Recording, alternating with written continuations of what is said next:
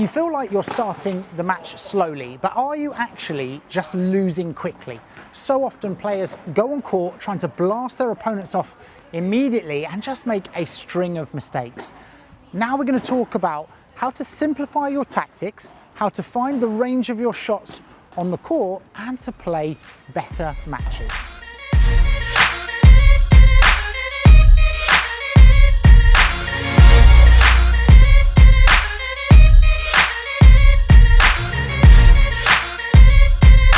Now, normally you will have got to the club early, you will have done your physical warm-up, you will have got your mental focus for the match, which I highly recommend, by the way. But if for whatever reason you haven't, here's where we're going to focus. The key to this is playing yourself into a match methodically and simply in the game. This is why for Premier Padel on Red Bull TV, if you watch any of those games and the players win the toss at the beginning, they almost always elect to return because they want to play themselves into the game before they serve. It should be the same for you. Those first few games, try and play lots of shots so that you are firstly finding the range on your shots, so you're getting distance control and you're learning the depth on your lob on that particular day, but you're also hitting lots of balls to get you and your partner in the zone.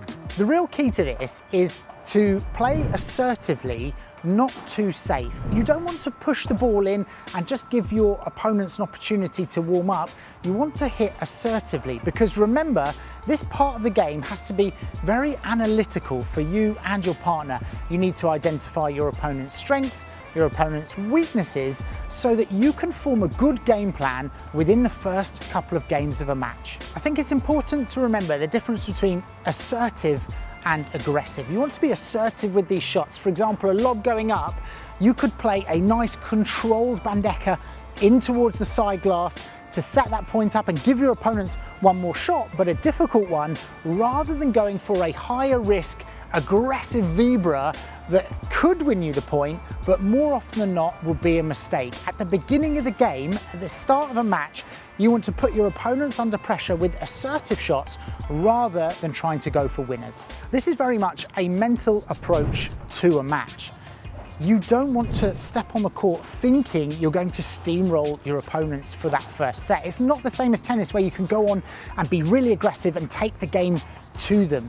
You need to play yourself into a match. If you watch the Premier Padel players on Red Bull TV, you'll see that all of the players play their way into the game. They'll make a few mistakes at the beginning, but they'll have longer rallies. They're going to play their way into the match, and you need to do the same. A great way to keep your focus and keep the tempo of the match so that you can actually play a good game is to take it point by point. So after a point, whether you win or lose, reset yourself and do it with your partner, whether that's coming over in a racket tap or a high five.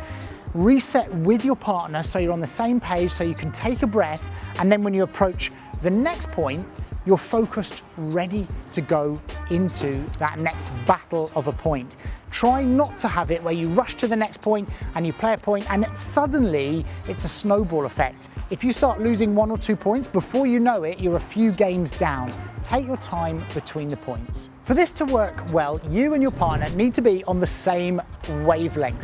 I know you are very dedicated, you've made it this far in the video. I'm sure you would do a perfect warm-up before you step on court, but we all know those that don't. Please put them down in the comments, mainly because I want to see who comes late to their matches.